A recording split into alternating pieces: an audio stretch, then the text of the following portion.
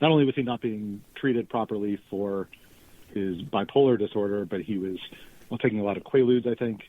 And he had gone out to Hollywood to try to get Robert Evans involved in making a movie, and that had gone poorly.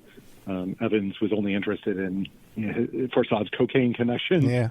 So there were a number of things that were really, Forçade was spiraling about. And so, as much as someone might, have a theory that, an assassin came through an unlocked window, I tend to think that he shot himself.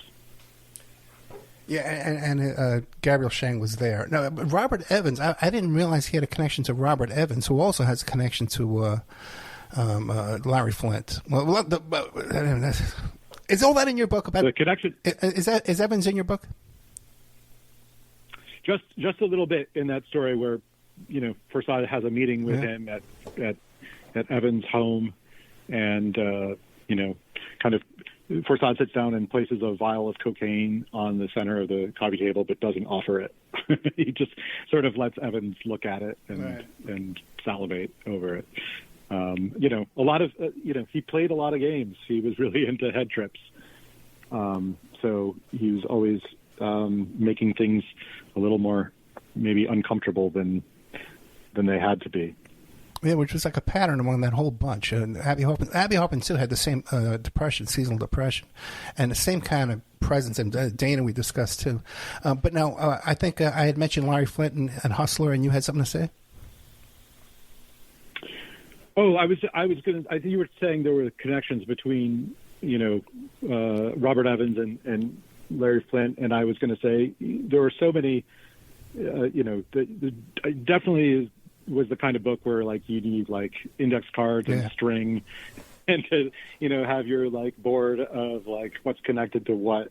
There's also some connections between Larry Flint. There are. I don't know if you've ever heard of like Mitch Werbel, the arms dealer. Oh yeah. We've covered all that here. We've covered all that here.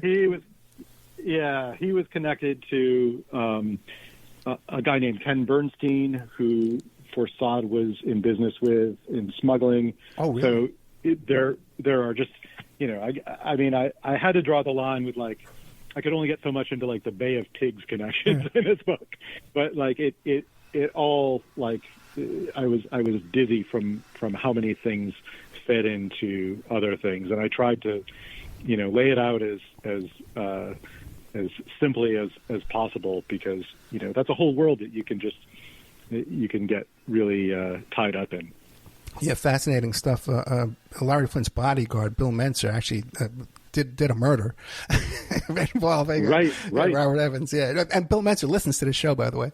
Okay, he's a fan of the show. We did a show about him, and he loves us.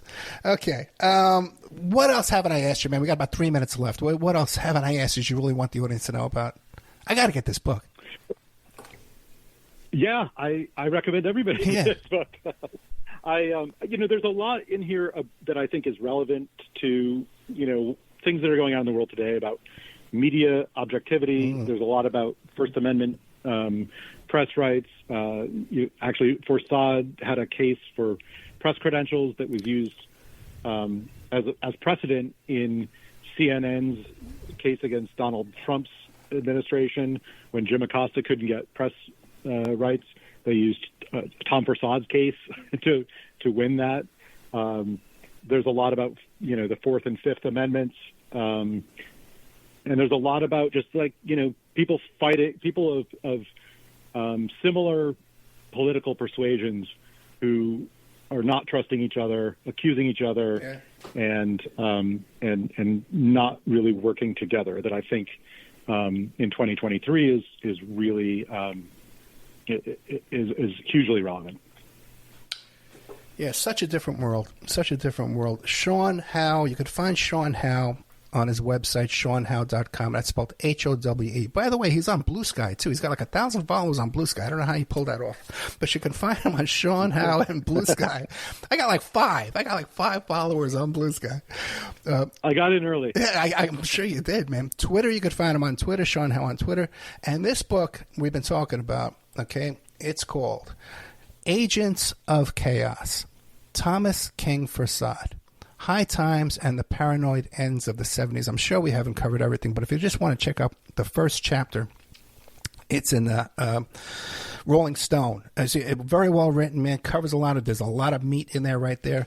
He's written another book called The Untold Story about Marvel Comics. So check that out too as well. You want to meet him in person? Hey, meet him in person. Bring a pie. Throw a pie at Sean Howe in memory of Tom Forçade, who invented the pie throwing, by the way, before Aaron K. October 2nd, Los Angeles, 7 p.m. Stories Book and Cafe. And then also to October 6th in Phoenix at the Changing Hands Bookstore. October 10th, this guy's flying all over the place. Diamond Hollow Books in Andes, New York. Sean Howe, thank you so much. Thank you. So great to talk to you. Great stuff, man. Great stuff. I'm really looking forward to reading this book. SeanHowe.com. Good night, my friend. Good night.